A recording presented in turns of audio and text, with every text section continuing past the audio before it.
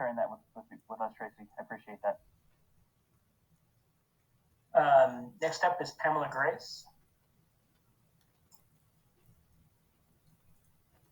First of all, Tracy, we had a really great time hearing your heart the other week.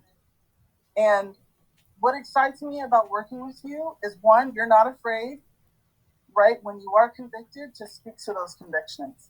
And I appreciate that about you. The other thing that I would say is that what I've heard from you is that you're open.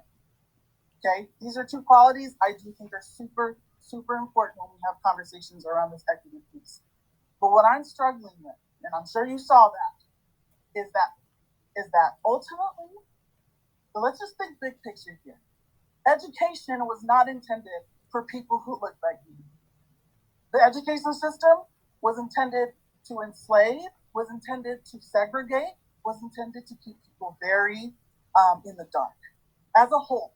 Okay, so when we are feeling this urgency, like you said, we have common interests. I would agree with you. We definitely have common interests. What we don't have is a common timeline for those interests to be enacted upon. And what I'm struggling with is that with this MOU, which again has amazing intentions and things that very explicitly were put in our writing, that could have said, that you could have told us, hey, this I agree with, let's move forward with this. This I don't with, I don't, let's redline it, let's talk about it. We would have appreciated as a team that put all this energy into this work. And so I want to honor that you hear us in some respects, but in other respects, we totally feel slapped in the face right now. We totally feel dismissed. When you recount some of these stories that you said are such a, I don't even know if you've heard some of the most intense stories that we've heard from our members, and then tell us that you were uncomfortable.